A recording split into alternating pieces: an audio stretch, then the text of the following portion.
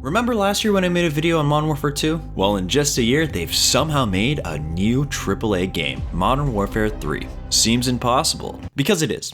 This is more of a DLC than it is a new entry into the series, and it barely runs. Yeah, this game is so unfinished that they released it without the ability to prestige in multiplayer. Absolutely pathetic. Now, to Call of Duty's credit, they did do one thing right, and that's scamming the player, because somehow they had the gall to charge $100 for this mess. Regardless, I vowed to continue my Modern Warfare challenge, and that means I have to play this unfinished game. So just like I did with the last two entries, can I beat Modern Warfare 3 on Veteran with pistols only?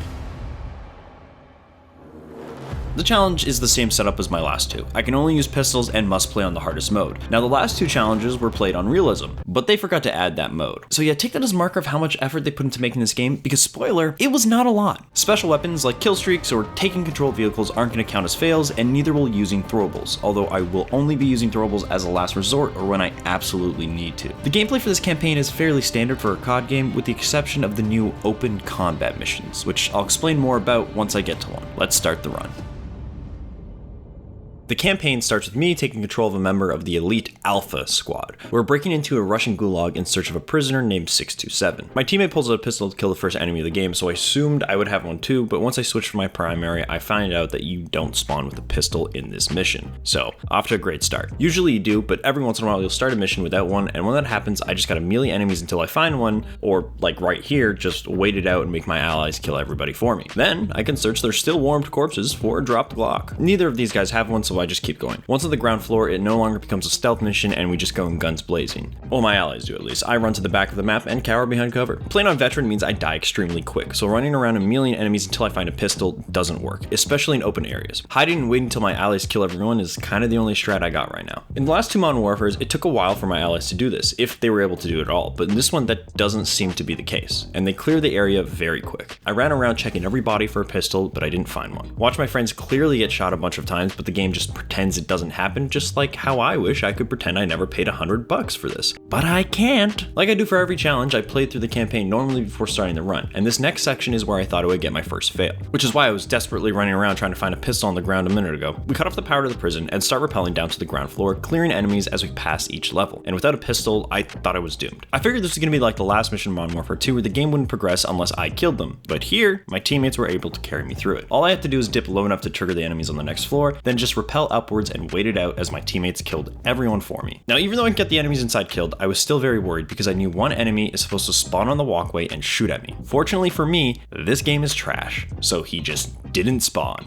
I don't know why. It's on the hardest difficulty, so the enemy should spawn and immediately kill me or put me in a near-death state. There's even an audio cue from your ally when he spawns, but none of that happened here. So yay, I guess. I would be more confident that yay, but if the only reason I got past this is because the game messed up spawning a scripted enemy within the first 10 minutes, then that means this game is going to be pretty bad, which sucks. In the basement, we finally reach our target, prisoner 627. The game does a super dramatic opening where you aren't sure who they're rescuing. The game is purposely hiding their identity. The whole mission, they've only been referred to as their prisoner number, and this is because they were attempting to mimic a 2009 Modern Warfare 2 mission, where you do the exact same thing. Like, you raid the same prison. It's not technically the same, but they're basically the same and have the exact same design. Now, in that mission, you're also supposed to be rescuing a prisoner only referred to as 627, and it's revealed to be Price at the very end. So you'd expect it to be the same here. But, haha, surprise! It's actually Makarov. Now, in my opinion, this reveal sucks fat, juicy, salty balls. And it's not because they're copying the Modern Warfare 2 mission. I get it. It's supposed to be a rebooted series, so they're trying to be nostalgic and have the player play through an old mission, with the big difference being the guy you're rescuing is the main bad guy, not the main good guy. That's fine with me. But what I can't forgive,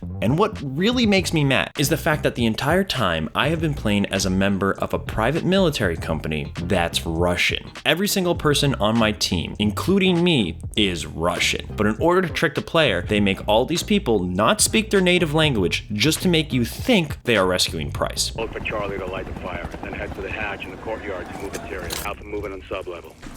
Let's get our guy. Isn't that nice? How thoughtful of the terrorist PMC group to be considerate of your perspective. Of course, they're only considerate of your perspective for this part, because after this mission, every time Russian characters interact with each other, they only speak Russian, obviously. Yeah, it's a stupid little nitpick, but it's important to recognize because it shows you what they think is acceptable writing. Not stuff that makes sense within the game's universe, but stuff that's aesthetically pleasing. Stuff that looks good as long as you don't look too hard at it. I'm not going to spend the whole video making the same criticisms I did in my last Modern Warfare video, but I did at least want to mention it once because those criticisms are definitely still valid here, and if anything, even more valid in this game. That being said, I do love how optimized this game is though. Up ahead we get to the armory that seems to have everything except a pistol, so in the next room I have to try meleeing everyone. Thankfully this is a room where my teammates will move up and engage after I kill the first guy, so I can hide in the back room or mauled about how they shot me at that angle.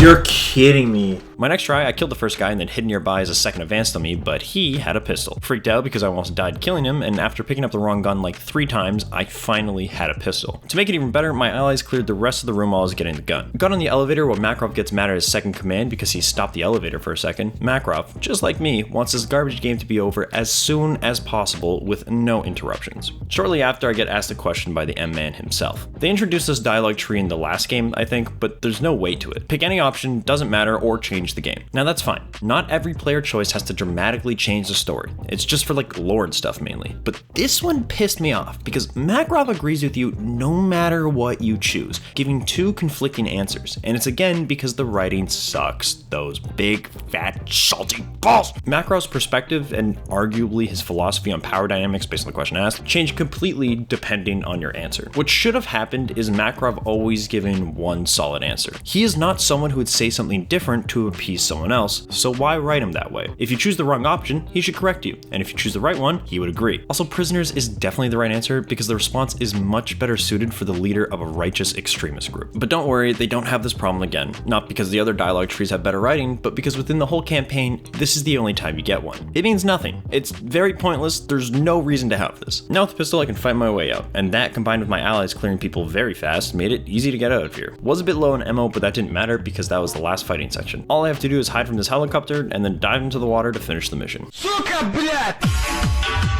The second mission starts with Farah and Alex in the Middle East. Farah meets up with her friend Dina, who closed off a shipping port so they can receive missiles shipped from the US. As they're driving there, Dina expresses how much she wishes for peace. There's a really cool part coming up though. Yeah, well, maybe she'll find peace in heaven. That's what you get when you let a woman drive, am I right? The Coney group, Makarov's PMC, has invaded the port to steal the missiles, so I gotta stop them, and with Alex and the rest of the ULF Far's army outside the port, I gotta do it all by myself. This mission is the first of many open combat missions. Open combat missions are sandbox missions where you fight by yourself against enemies within a confined map while trying to achieve objectives. They are spec op missions. Just straight up, they are spec op missions. And they almost all use maps from Warzone 2, so there's basically nothing unique about these. Loadouts in open combat missions are customizable, kind of. They work in a really weird way. Basically, you start out with some sort of default loadout, in this case it's just a knife, but other times it's a normal campaign style loadout. As you explore the open map, you'll find supply drops and weapon cases. Once you open one of these orange bins, you'll now unlock that weapon in your loadout menu. So next time I start the mission, I could choose to equip any of the weapons I've previously found, or next time I die, I could do that. Every time you die in one of these missions, before you respawn, you get to choose your loadout again. What that means is I can purposely rush to a weapon box, knowing I will die in the process, but it doesn't matter, because then I can just respawn and choose that new weapon I found. And it's not just weapons you load in with, it's also equipment like armor plate holders or ascenders, and field upgrades like heartbeat sensors. So for this challenge, if I know where items I need or want are, I can just suicide run to them, die, and then respawn with them. Now to make these missions a bit easier for me, when I first played through them, I noted down where weapon crates with pistols are so I can get myself set up, which is how I got a pistol right away. And it's the strongest one of the game, the .50 GS, with some nice attachments. There are also armor plates in these missions, meaning I can tank a lot of damage, even on veteran, and there are kill streaks you can find, like cruise missiles, and even a chopper gunner in one mission. So all that stuff combined makes these missions very easy. Even for the challenge, I got a lot of advantages. However, there's one thing that makes these missions a bit harder, the lack of checkpoints. Because these missions are open format, you only seem to get checkpoints after completing objectives. Not halfway through or almost done, but completely done that objective. So staying alive for long periods of time is integral for getting through these missions. That's enough explained for now, let's get back to the mission. After some more looting, I also got a rifle with a thermal normal scope. I can't shoot, but the scope might be useful. Opened up the map to mark where the next objective was, but forgot I wasn't playing Fortnite. In that game, you can make markers on the map by using your right trigger. Well, in this game, you just shoot if you hit the right trigger. Fuck up.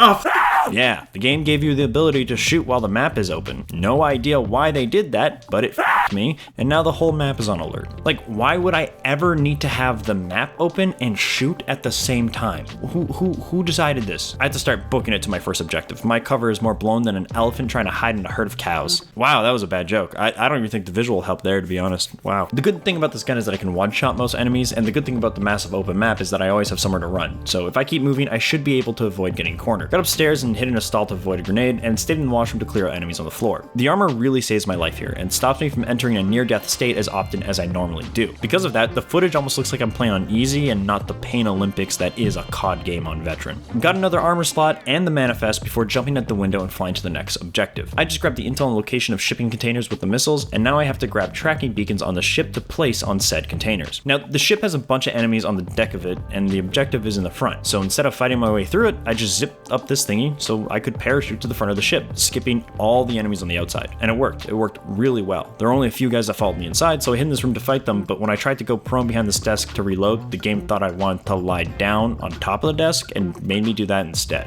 Got the trackers as well as the final armor slot upgrade and a sentry gun. The sentry gun is super useful and will help me clear next wave of enemies I fight. Booked it to the fire missile first so I could avoid dealing with all the enemies on the deck of the ship. On the way there, I started getting blasted a little too hard, so I tried getting up top so no one can hit me, but I still ended up dying. Thankfully, there are self-revives on open combat missions. Yeah, I forgot to mention that earlier, but yet another thing that makes these missions a breeze. I had found one, so I just popped it and healed up before running to the first missile. Got the tracker on, but while escaping, the aimbot NPCs finished me off. Respawned at the start of the second objective, right after grabbing the trackers on the ship. Everything seemed the same, except for one crucial thing, and this made the level so much easier. Look how happy I was when I realized it. Yeah.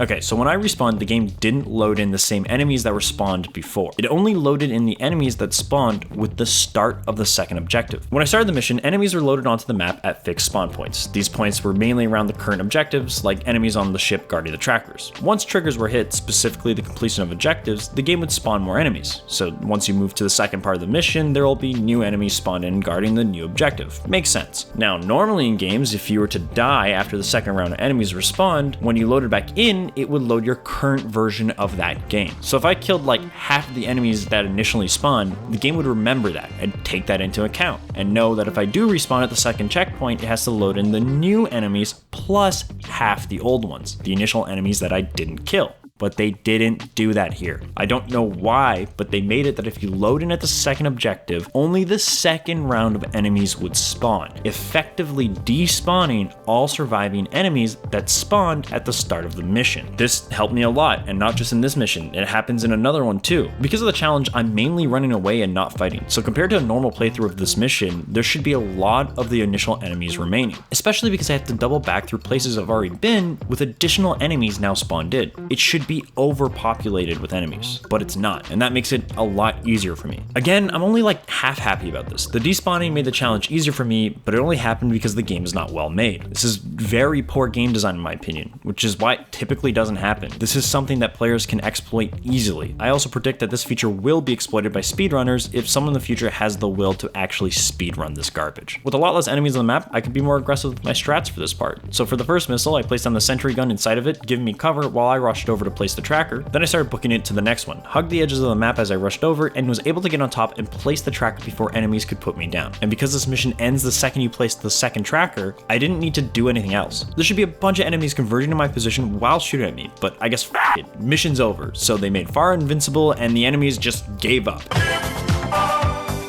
Next mission starts with the cutscene of Makarov talking to his army. First thing he does is kill his second in command because he stopped an elevator for a few seconds in the first mission. Wow, what a great leader. Definitely want to serve under him. Love it when stories really struggle to show how bad the evil guy is, so they just make him kill one of his own for like the weakest reason. This cutscene kind of acts as the explainer for the plot of the game. Makarov and the Kony group want Russia to control Urkestan again, so he plans to do a bunch of terrorism on Russia and then blame it on the ULF, Farah's army, so he can convince the Russian government to occupy Farah's socialist country again. Basically, Makarov's plan is to undo what happened in the last 2 Modern Warfares and get Russia back in the Middle East. The 141 are now on the hunt for Makarov and get intel that the Kony group is at an abandoned nuclear reactor, so we head out to stop them from getting any nuclear material. This is another open combat mission. I need to blow up 3 helicopters, which is pretty easy when you get abundant of kill streaks to use. They really didn't try with this shit. You spawn in with the pistol, but the one you get at silenced, so it's much better. It's also right next to one of the helicopters, and I didn't get detected while parachuting in somehow, so I just threw some C4 next to the chopper. A few minutes later, I tried killing someone in stealth, but failed, so I said screw it and blew up the C4 now that I was spotted. Thankfully, the C4 took out the first helicopter. I ran to a building nearby that has a revolver inside. I have 2 pistols already, but this revolver is armor piercing, so it's going to be super useful for fighting tougher enemies later in the mission. Found a bomb drum, tried using it on one of the choppers, but it didn't fully destroy it, so I tried finishing it off by shooting it with my pistol from this far, and of course that didn't work when I'm this far away. Before the enemies can close in on me, I ran away and found a mortar strike a minute later, so I got on a roof where I could see the half-damaged heli and finished it off. Found a second mortar strike, got up real high, and used it on the last helicopter, destroying it without even getting close. An enemy attack helicopter spawned in and started raining fire on me, which is an oxymoron, but it didn't matter because I'd found a SAM turret on this roof, making quick work of the enemy helicopter. I also grabbed a VTOL jet to use later. With the helicopters gone, I need to get to the center of the map to enter the reactor, and parachuting over made that a breeze. Got inside and finished the open combat part of the mission within 10 minutes. One of the many reasons open combat missions suck is that they are too easy. There's a reason you don't get to use unlimited kill streaks in a normal campaign mission. It's just not that fun when you're that overpowered.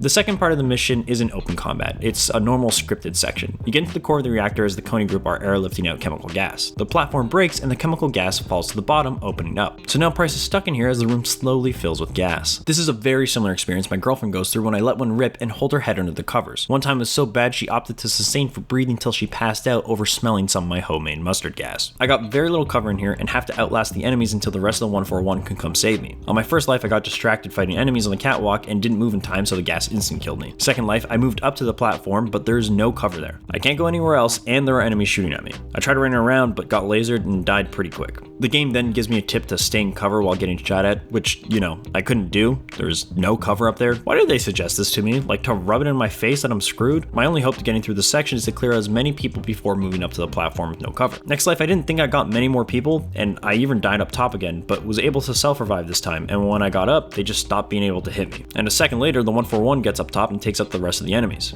Guess it's scripted that at X point they stop hitting their shots to be fair to the player or something. The rope drops as the gas reaches Price. I get on, a lone enemy tries to get on, but look what the gas did to him. Unrendered his face. Oh god, Soap must have got a whiff of that gas too. Price dies, and then undies a split second later, and in the mission.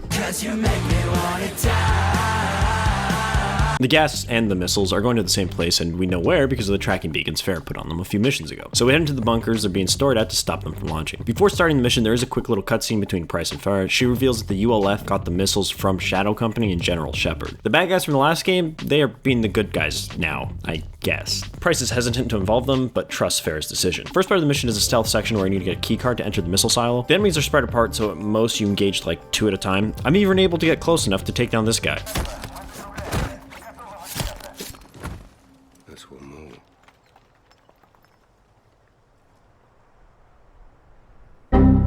Grab the keycard and snuck into the base. Once inside, you get stuck behind this door where the base is alerted, and I'm trapped until Farah appears from the sky and manhandles these 3 men. Now that the base is alerted, there's no more stealth, but clearing the server room was pretty easy because the enemies seemed to just let me shoot them as long as I didn't go forward. Reaching the main control room was the hardest part here for sure. A bunch of enemies all aiming at one door made it hard to get damage in, and occasionally they would throw grenades in here too, which sucked, but thankfully the fuses on the grenades seemed to be glitched out just as much as Farah is. Yeah, it's still going. Almost there. Yeah, that was a 15-second fuse. What the fuck just happened? So cool, what a fun and definitely finished game. Dolphin dived to cover and cleared the room with some good old mountain, then tried dolphin diving onto a table and didn't make it. After clearing the top floor and getting to the missile armed with the chemical gas, we discover it's too late and it's going to launch. So the new plan is for Price to rush upstairs and close the blast doors containing the missile and the gas in here. Farah has to stay underground in a safe location to delay the launch as much as possible, so Price has to do it all on his own. I can't rely on my allies to clear areas for me, I gotta do it myself. And I have to be aggro about it because I only have like 3 minutes till the missile goes off. Gotta erased by a grenade on my first try, and on my second I found an armor plate I could equip, giving me some much needed extra health. This was going surprisingly well. The enemies were dropping like flies, even on veteran, but then I turned this corner. That's a Juggernaut. I have to kill it, and very fast, because I'm still on a timer. It takes about 2 full clips of almost all headshots to kill it. Almost died, but I did get this one. There is another upstairs I have to deal with, and that time it won't be by itself. 2 more enemies spawn, and I died before I can get upstairs though. Next try when I got to the jug, I used some flash grenades. This is the only time in the run I used these, but with the timer, I definitely needed to, even if I didn't quite use them right. After clearing the area, I took a few seconds to refill my armor plates, and I got up top with just shy of 1:30 left on the timer. All I have to do is make it to the control tower and interact with the switch to end the mission. And with the timer almost out, I just needed to book it. I did almost die, but because I kept refilling my armor as I ran to the tower, I was able to make it in. I only had 1 spare plate left though, but it didn't matter. All I needed to do was kill these last 2 guys before finishing the mission.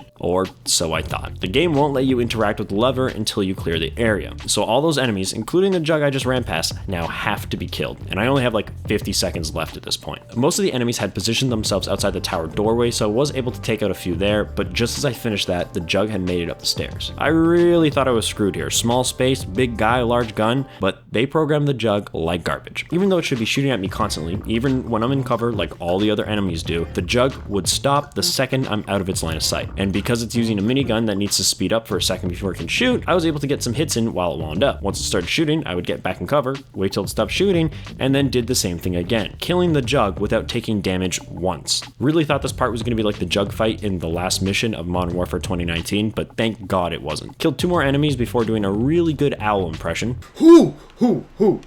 I was freaking out because I was almost out of time. Found and killed 2 more people, and with just 15 seconds left, I was able to complete the mission. That was hard, but it was worth it. The 141 had stopped the missiles. Well, Fire and Price did. Soap and Gaz didn't. Those lazy assholes. And the 2 missiles they weren't able to stop are headed to a Russian military base that Laswell is currently at, meeting with her Russian spy. Pull your pants down and you do it through this flat hole. The next 2 missions are basically cutscenes, so I'm gonna bundle them together. The first starts with the cutscene of Nikolai showing off his good music taste.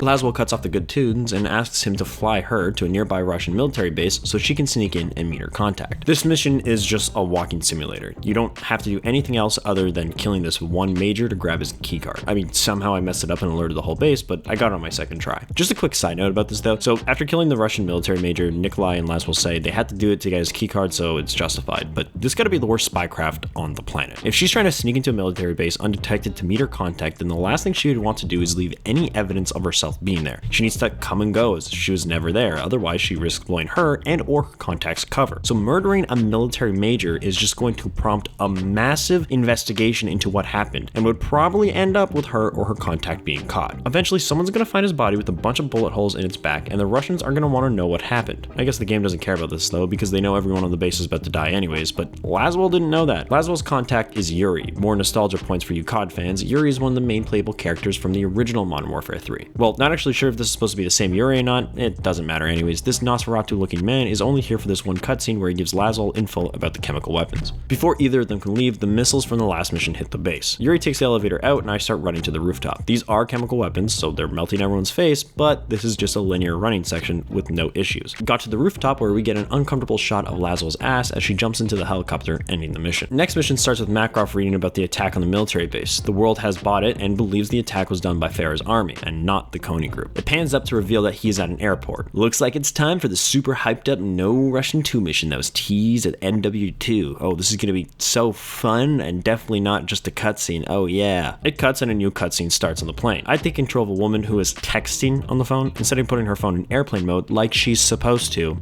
Yeah, if this plane goes down, it's definitely her fault. The guy next to her must have been stalking her Instagram because he seems to know everything about her family and about her past. Turns out the plane is about to be hijacked by Russian terrorists pretending to be the ULF, and they need to use Samara, the woman on plane S, to help blame it on them because she is a retired ULF fighter. Once you get up, the cutscene ends and you could start the mission, or just not do anything. This mission is scripted to the point that anything you do ends with the same outcome. So if you just stay still for a minute, the game continues anyways. I mean, I could have taken him down and grabbed the pistol, but I want to see what happened if I didn't. And apparently not grabbing the gun gives us air marshals superhuman levels of health.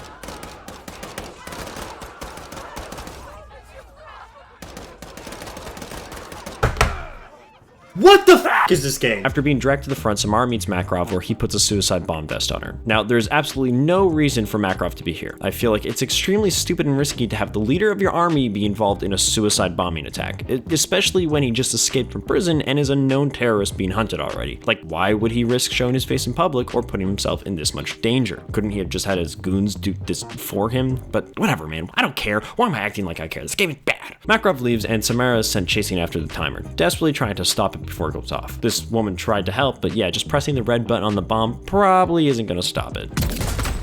No, get those lights off! Off! They're too bright, turn them off! Next mission starts with news reports speculating what happened to the plane and who's responsible for this terrorist attack. But without the black box, they won't know who did what. So Farah and Alex head to the crash site to figure out what happened and get rid of any evidence pinning this attack on the ULF before investigators arrive. This is another open combat mission. You spawn with a silenced pistol, so I'm able to fight right away. Almost got caught immediately though because I'm a bad shot. Then made my way down to the village where I need to find phone recordings to figure out what went down on the plane. Did some real bad stealth and then almost died, but Alex on Overwatch saved my life. Got your back. Almost. Second try, I did stealth properly until I tried to shoot this guy and only seemed to shoot the wall. Got to my first phone and went to hack it, but hacked the air instead.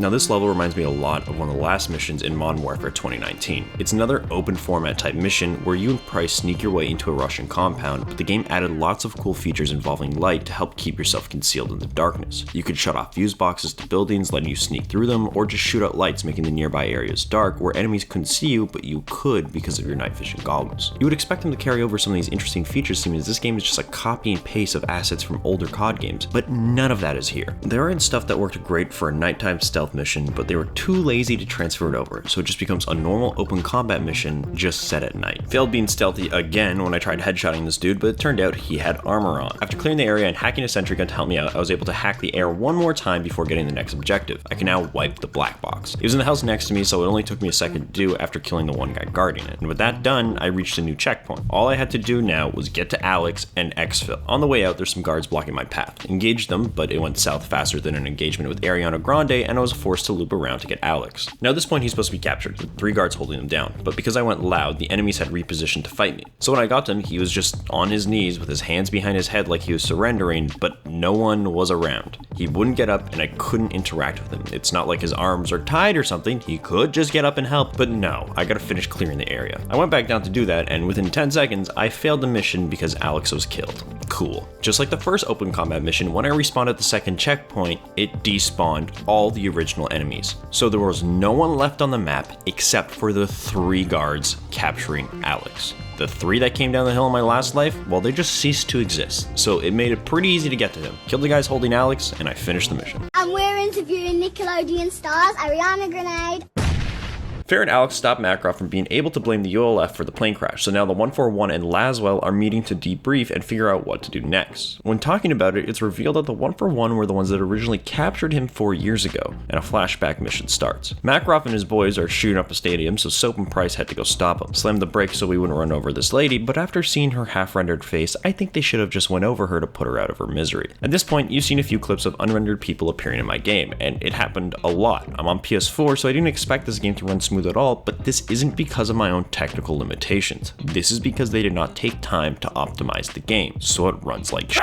On my bad equipment, it's easy to see. If you play this on a nice PS5, maybe not as much, but it's still running bad and putting a lot of unnecessary stress on your system, just not enough to be as glaringly obvious as it is in my case. Which is probably why they thought they can get away with it, but why sell a PS4 version of the game if it looks like this? This is just stupid, man. And for the record, I know it's not just because my PlayStation is old, because last year I played through the new Call of Duty that shares the same engine and graphics, but that game did not have anywhere near the same amount of issues as this did. That game ran well, because they didn't rush to release a half-made game like they did with this. Got out of the car and luckily I spawned with a pistol, making this mission easy. Almost too easy actually. Like after killing the first few guys with 1 shot each, I literally paused the menu to double check I was still in veteran because I was confused. Watched Price give this guy a big old hug before tossing him overboard. This part of the mission sucks ass. You have to clear a few waves of enemies as civilians run past, but the civilians never stop spawning, and there are just 2 many of them running in random paths, so it's basically a guessing game, because the second you pull your trigger, you might be lucky and miss the civs, or one might decide to run in front of you the second you fire, failing the mission. Died when an enemy tossed a grenade at me and the only place with cover was out of bounds. Could have shot this guy, but because a civilian ran in front of him, if I did I would fail, so my only hope was to wait a second and hope he doesn't kill me before the civilian moves out of the way, but that doesn't happen. Slowly I got through this part of the mission by watching my shots and spending a bunch of time in cover. Did some super smart hostage rescuing strats here,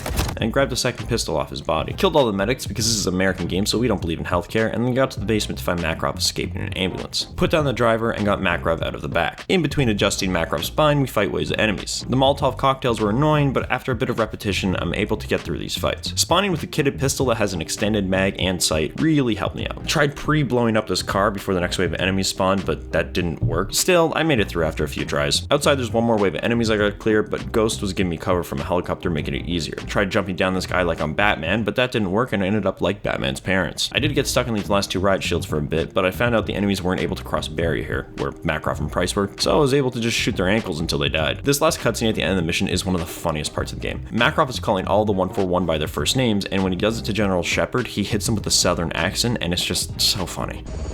Anyways, turns out he also had bombs at the airport, so they go off, and Soapy Boy gets mad, pins him to the ground, and then doesn't blow his brains all over the inside of this chopper. I mean, maybe they want to get intel out of him, but come on man, just kill this dude, he sucks. The cutscene ends and we're back in the present. We get a call from the Pentagon. It's General Shepard. This is the first time the 141 have talked to him since he tried to kill them last game, so they aren't thrilled about working with him. Then Gaz brings up a good point. Without an army, you got nothing. See, we did this the last game to the head of his private army. With Commander Graves dead, Shepard doesn't have much of an organization left. Except Graves isn't dead. Yeah, so they just decide to retcon his death from the last game. Or I guess maybe they always planned to have him come back, because you never see his body in the last game, and apparently he was just controlling the tank remotely. Now, you'd already know Graves is back if you played Warzone, because COD has been doing this thing where every once in a while there would be special events in Warzone where you complete side quests and get some more story lore and, you know, extra shit unlocked. But why the hell do I have to play a different game to get this lore? Like, the only reason I know about this is because I was reading the wiki when writing this video. A casual player is just going to be confused. But whatever, man, I don't really care at this point. Whatever reasoning they will come up with to make this all make sense will probably barely make sense. All you need to know is that Shepard and Graves are on our side in this game, but the relationship is very fragile because, you know, of the previously attempted murder and all that stuff. Shepard gives us the location of a Russian oligarch who's been funding Makarov's army, so we head out to get her. This mission is again open combat. Similar to the one Farah did a few missions ago, it's meant to be done in stealth, so I spawned with a silenced pistol, making this a lot easier. I spent some time clearing the beach before heading more inland, where I promptly got spotted and killed a few more guys before booking to a safe area. After losing the enemies, I tried going through this level stealthy again, but because they were alerted, they weren't in their normal locations and roaming the island, so it didn't take long to get spotted again and then killed. There are a lot of enemies in a more confined area compared to other open combat missions, so when I get in a bad spot, it's not easy to get away. There also aren't as many kill streaks and stuff laying around, so I'm limited there too. The second try, I got a lot further in with stealth, but still did end up getting caught, fought for a bit, but was killed by an armored enemy. Third try, I f***ed the stealth within the first 20 seconds, so I just restarted the mission. On my fourth try, stealth was going great. I then missed this headshot, but I already killed most of the enemies in the area, so I was able to clear out the alerted enemies before entering stealth again. Now I need to kill this specific guy so I can steal his keycard, but he's being followed by two armored guards. Thankfully, he enters a building where they stay on the outside, and I'm able to kill him and grab his keycard, but by doing this, I screwed myself a little bit. The two armored guards won't move now that their VIP is dead, so they just stay at the front of the building, looking in the exact direction of my next objective. I need to get into this little building and interact with the console inside. I realized the only way I'm going to be able to do this without being seen by those guards was just shimmying on the floor until I got out of their view, and it worked. Also, somehow breaking this glass didn't alert the nearby guards, and I got inside. Once I opened the bunker door, it all went to I got detected by the enemies running out, and I knew I had no other choice but to rush them because the armored guards from earlier would start advancing, and if they got close, I was done for. I got inside, and I somehow lived through this fight. The armor plates really tank a lot of damage for me. Was able to hack the server and got the next checkpoint. I was expecting the armored guards to come in the bunker, but they never did, so I just booked it to the main house to start the second objective. Now that I have hacked the bank account of Makarov's financier, the last thing I need is her fingerprint to actually access it. Lots of cover in the front of the house, so I'm able to clear up most of the enemies here. That, plus the AI is poorly coded and they didn't know how to flank me, so that helped a lot too. There are these drones that will kamikaze themselves if they get close enough. They go down one shot though, so not that bad. Almost ran out of ammo and found an airdrop with more and some useful kill streaks. Popped the SAM turn to take care of the drones and took the airstrike with me for later. Found an MLG gun in the car garage. Looks like the reason Makarov's been killing all the civilians was to grind out his camos. Scaled the side of the house to the second story so I could sneak into the bedroom and steal the MLG sidearms. Almost died died, but I was able to hide behind this thin beam that somehow stopped all incoming damage. After that, I just had to kill a few more guys upstairs, and I finished the mission. Soap and Ghost confront Malene, Makarov's personal wallet. She won't talk, so they threaten to erase all of her money, which makes her quickly change her mind, and she gives us his location. Then Soap and Ghost just leave. I don't know why they don't kill her or arrest her. Seems very stupid because now she's just gonna warn Makarov, right? Like she's gonna say, hey, these guys just, interrogated me and they know where you are. And she still has all of her money, so she can still buy guns and stuff for him if needed. They've killed people for way less before. I literally have no idea why they would keep her alive. Smash that like button. Next cutscene is Makarov and Andrei, his second in command, talking about how they know Milena was compromised, but how they aren't going to do anything about it. Like Makarov leaves because he has some other stuff to do, but Andrei stays behind with some goons, so I guess he just wants to get caught. Or maybe Makarov, the character supposed to be like an evil genius, is now too dumb to understand that the 141 would be coming here next. You could argue that Makarov understands that the 141 are coming, and that he's keeping Andrei here to slow them down, but that's definitely not true because at the end of this mission, it's revealed that Makarov didn't know Andrei was captured, and he was trying to contact him while in our custody, to the point where he just texts Andrei's phone some very sensitive information that gives the 141 a lead for the next mission. I'm starting to feel like they got ChatGPT to write the script, but not like the somewhat decent and coherent version of ChatGPT. No. I mean the version of ChatGPT that got corrupted by the public and turned into an AI with the IQ of 4 that believed 2 + 2 was 5. Yeah, that version of ChatGPT wrote the script. Now this mission is another open combat mission. It has gas scaling through the floors of a dilapidated high-rise building, very much the same vibes of movies like The Raid. Although this is an open combat mission, this is definitely my favorite mission of the game because of the map design and level layout. Even though it's open combat, you're still forced to complete the mission in a somewhat linear fashion because you are always scaling up the building floor by floor. But because it's free formatted, you can get up top in a few different routes that are all a little different and fun to explore. So this is the best open combat mission because it's basically not one. There are still guns you can find laying around, and although I do spawn with a pistol, I'm able to switch it out immediately because of this one room hidden to the side of the first floor. It has not one, but 2 pistols I can take, one silenced and 1.50 GS for high damage. This room was like made for me doing this challenge. Shout out to the dev that must have watched my last 2 Modern Warfare videos and knew I was going to do another one for the third and added this in for me, because yeah, that's definitely what happened. For the most part, fighting this mission was very easy, like every open combat mission. I got some good weapons right away, got lots of armor, and lots of cover and corners to hide in. It wasn't hard to clear areas. And if I did get overwhelmed, I could always backtrack to a floor I'd already cleared and heal up before heading back up. While exploring this floor, I found a route I didn't know you could take the first time I played it. This half of the building has the power cut off, and there are explosive traps waiting in the dark. But with night vision goggles, you can navigate your way through and sneak up to the high floors, avoiding fighting the enemies in the lit side of the building. The second last floor was the hardest because of all the enemies with armor on. The GS made it possible with only one try though. Once on the rooftop, the second part of the mission starts. Now we just gotta defeat all the enemies and capture Andrei. It took a while to get through the enemies, but I slowly picked them off while in cover and occasionally shot Price when he would show up in my line of sight without any friendly UI above him. After I ran out of armor, I had to be even more cautious than I already was, making this take even longer, but I had a ridiculous amount of ammo, so I wasn't worried. I did almost die here. Someone turned the corner to right as I started to reload. With that guy dead, there's only 2 enemies left, Andrei and the riot shield guard right in front of him. I did have a full stockpile of nades with me, but I wanted to make it hard and tried beating it with just my pistols, and the only way to do that is to shoot his tiny little hand holding his tiny little gun. This was so annoying. I would rarely be able to line up a shot before being hit and entering a near death state, forcing me to hide in cover for 10 seconds or so while I healed. And Price wasn't helping. He was just standing directly in front of the guy shooting his shield. If we had moved to get an angle on him, he would kill him for me, but he's just staying in the same position. It was taking forever to kill this one guy. I would get some hits in, then he'd get hit myself, and have to hide, and then repeat that, and repeat, and repeat. Eventually, after like 10 minutes, I moved to the right, and Price moved as well, getting the angle on him, putting him down. Andrei is a bit weird. He kind of just stays there. You can't kill him, but the second you move up to the platform, he gets downed. Like, no one shot at him, and now he's almost dead. Cool. Now I have to carry Andrei to the other side of the rooftop so we can exfil with him. After picking it up, more enemies spawn, and we had to fight our way back to the other side of the rooftop. While carrying Andrei, fighting is very hard. Your movement and actions are limited. Like, the game wouldn't let me refill my armor because I was holding him. There was no prompt on screen to tell me to put him down, or if I could even do that, but out of desperation I started spamming buttons when one of them actually worked. You're actually joking me. Yeah, that was my general reaction, because the first time I played this level, I just assumed I couldn't drop him and finish the level with him on my back. Usually in games, when you have to carry someone or something, they will tell you if you can and how to drop the thing you were carrying, but not this game. Thank God I did find out, because this is going to make it easy to get Andrei out of here safely. With Andrei on the ground, fighting to the skyhook was a breeze, and after getting there, we just gotta defend the position for a few minutes before finishing the mission. Did almost get clapped, but there was a bunch of armor plates in the area, so I was always able to have protection, and soon we were flung violently to safety, beating the mission without dying even once. The intel we got from Andre's phone leads us to Siberian tundra to intercept a Coney convoy. Try saying Coney convoy 10 times fast. Coney convoy, Coney convoy, Coney convoy, Coney convoy, Coney... Fuck. If we're in the tundra, that means it's time for the obligatory COD mission that takes place somewhere snowy. Yeah, see, there are 3 types of obligatory missions in each COD game. The snowy one, the sniper one where you either are a sniper or have to kill one, and the one where you take control of an attack helicopter or an AC-130. Blow up the ice to sink the convoy and take out the prisoner they were transferring. Now remember folks, this water was so cold that there was ice thick enough to support the weight of 4 jeeps, so there's no way in hell this prisoner is making it out of here alive without getting hypothermia.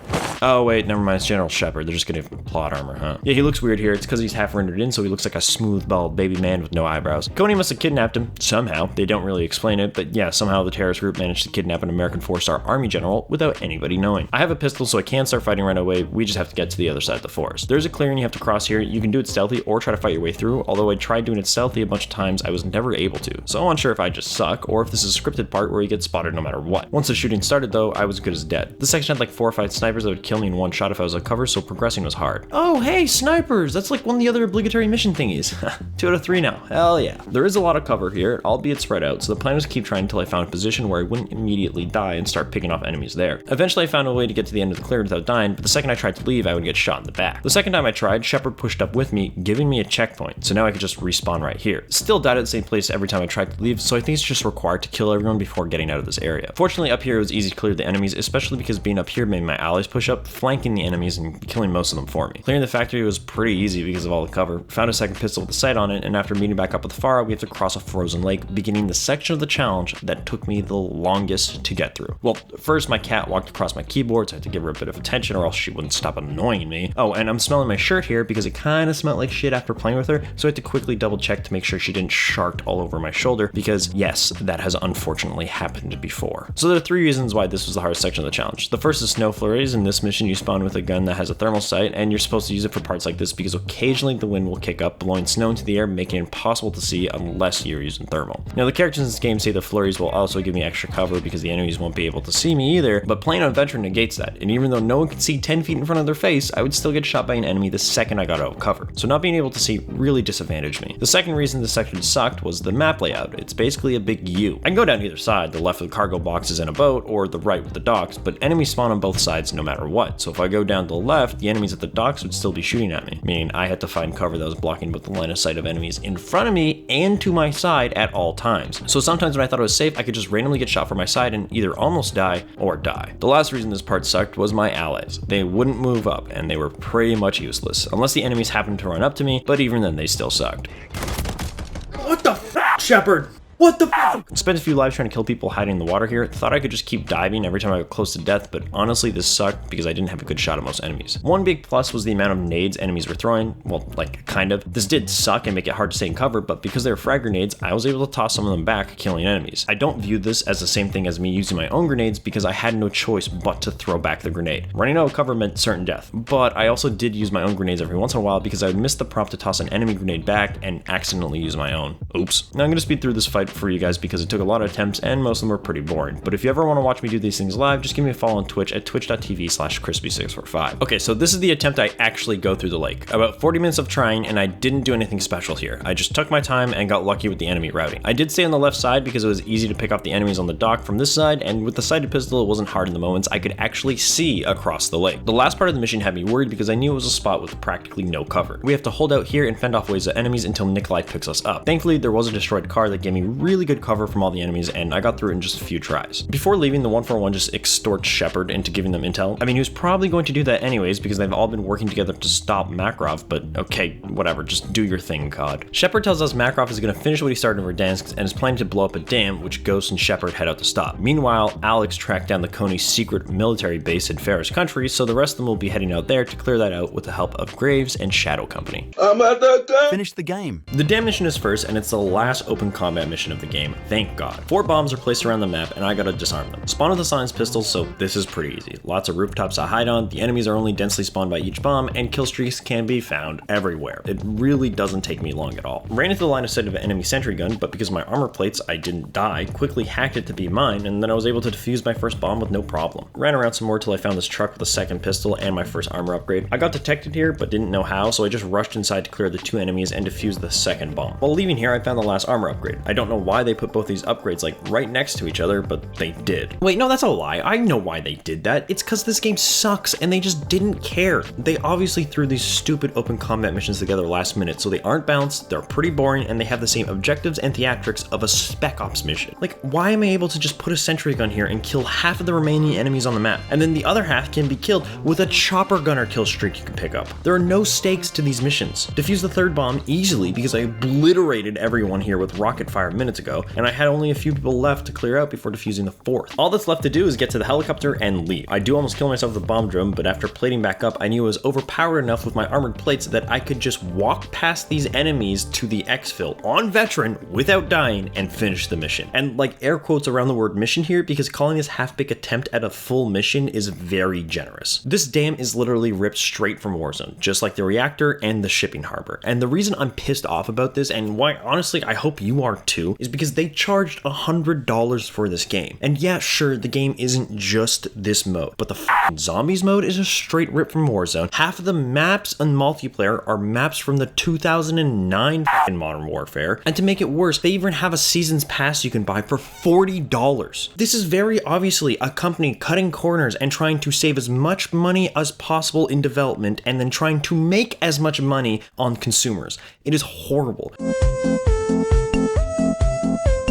Alright, done with that, time to start the next mission, and the second last of the game, because yes, it's almost done already. This campaign is stupid short. And guess what? It's just an AC-130 mission. Hey, that's 3 out of 3 of the obligatory thingies, let's go. Like the missions in the last Modern Warfare where I controlled Graves' bomber, I'm doing it again, and like those missions, it's very boring. No strategic thought is needed for these, just look on the ground for the little red squares and shoot. At most, sometimes I have to switch to a specific ammo, like using a missile to destroy the tank, but other than that, it's a 10-minute on-the-rail shooter where all the targets are hundreds of feet away, you are incredibly overpowered, and you view everything in black and white like you're a dog. Actually, hang on, that's wrong. It's 9 minutes long, not 10. They found a stash of chemicals on the base, and before leaving, a helicopter spawns that Shepard claims to have Makarov on board. After shooting it down and finishing the mission, Shepard refuses to let Price check the bodies to make sure Makarov was actually on that chopper, and just says Makarov is dead because he wants the accolades for killing him. Like every piece of media ever, if a character dies and you do not see their death on screen, it's probably because it was bait and they are not so secretly still alive.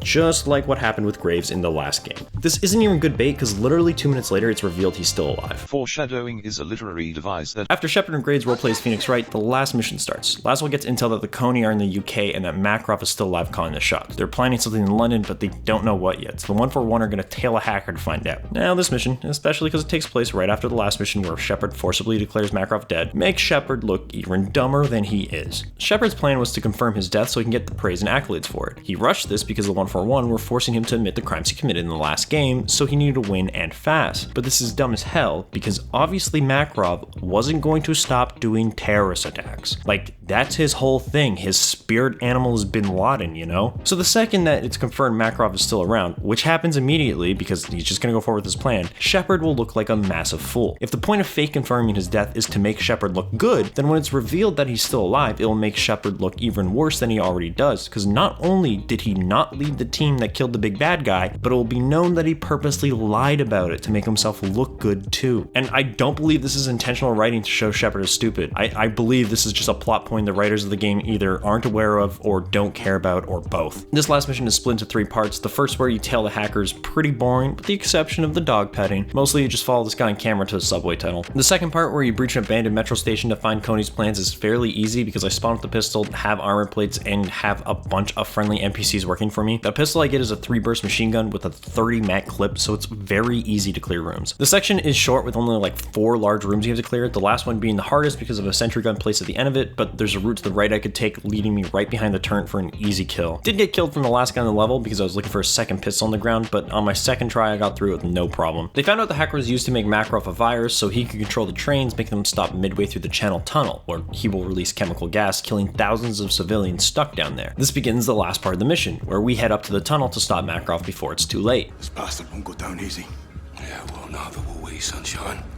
Yeah, that's definitely not foreshadowing. Even though this is the same level and I'm playing as the same character, I get a new loadout after the cutscene, removing my pistol. Fuck. Was able to get through the first few guys because we fight them in stealth and my allies just killed the remaining enemies. Like the part before, I still have a team of allies with me so I can rely on them to clear areas with me. The next room had a few hostages and you're supposed to kill the Coney and save them, but I can't without a gun, so I just move up and hope that my teammates can kill them and that the hostages dying won't fail the mission. Thankfully, both things happen. Well, these guys probably aren't thankful for it, but I don't care about them. Before opening the door and starting the next area, which is a big fighting section and the end of the game, you can fill up on armor, ammo, and guns at this little like armory station they have, and one of the things I can grab is a pistol. It's the GS, silence, but that doesn't matter, the rest of the level isn't in stealth. Open the door and started fighting. The GS is great because of its damage. It's usually one-shot kill. Its only downfall is its ammo capacity. It has 7 shots per clip and a low 42 shots in reserve. Lots of strong enemies, but also lots of cover and armor I could use. The section takes place in a train tunnel with them passing by periodically, killing anything in its path. Pretty easy to avoid, plus I can hear them coming, making it easy to move out of the way beforehand. But the enemies don't seem to react to the loud train barreling towards them at 500 kilometers an hour, so if I could bait them onto the tracks, or if they just walk onto it their own, they would become mush pretty quick. Ran out of ammo trying to destroy this turret, but I could just run to the armory behind me and fill back up. Cleared the first area and topped off my supplies before moving to the next area where a Jug spawns. Was going to use the trains to kill him, but the GS can just down him pretty quick with headshots. A second Jug is dealt with the same way. The third section of the tracks is the last part of the game. The chemical bomb is located at the back and it's armed. I had to clear away the enemies before we could start to defuse it, and when they came in, they killed my remaining allies, leaving me and Soap to do this by ourselves. Still, not that hard with the GS. Started defusing the bomb, which is just looking at a picture of a bear and then saying bear. Is this fun gameplay, guys? You know, just like straight up gameplay you would have in a grade 1 computer class game trying to teach you your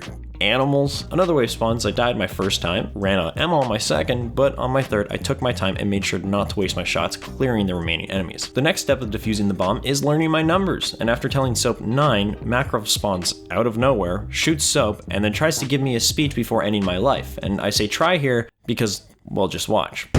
Take this to hell with you, Captain. Never bury your enemies alive. Yeah, probably one of the most important parts of the game, and Makarov's not even rendered in. I'm so glad I spent $100 on this. Soap tries to stop him, but doesn't, and becomes like my Soap in the shower, one with a hole in it.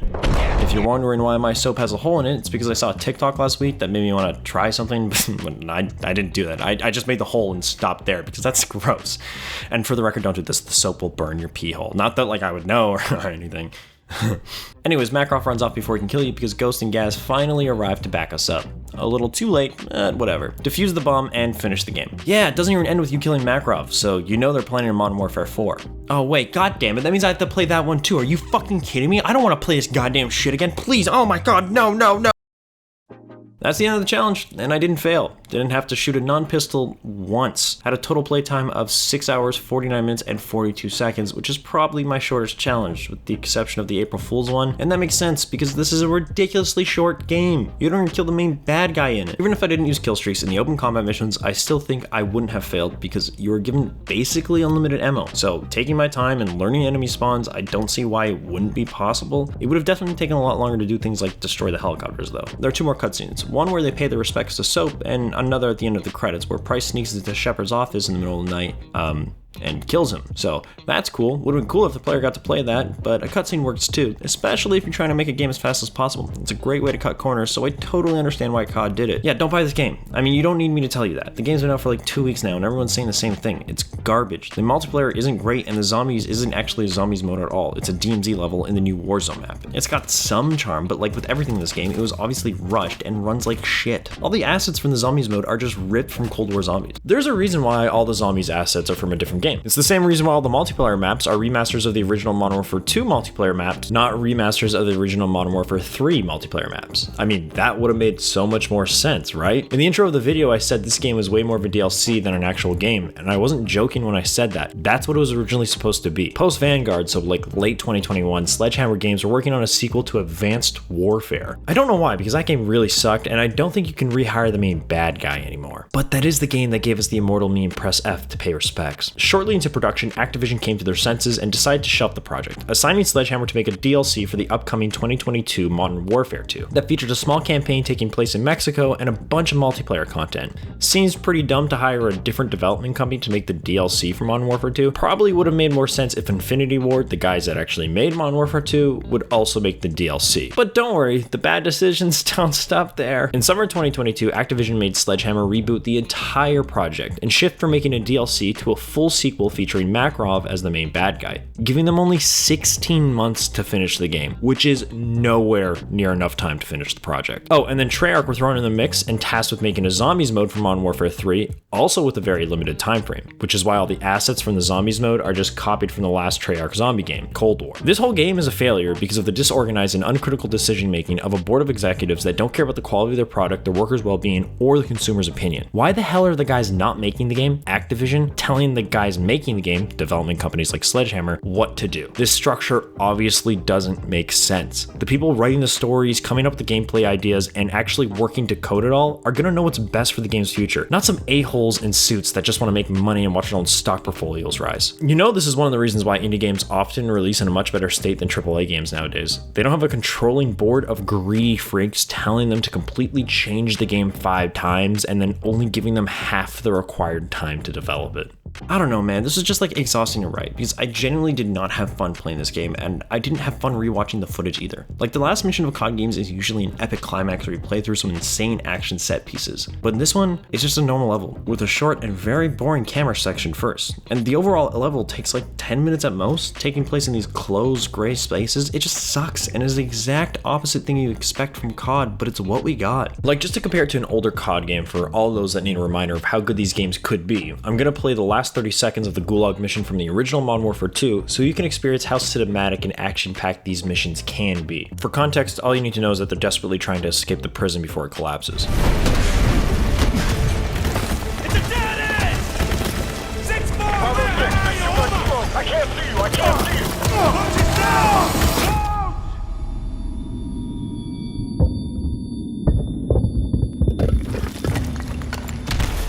Whatever you're gonna do, son, do it fast! Bravo 6, I see your flare. Firing on the left. Let's go! Let's go! Look out! Go! Go! Hang on!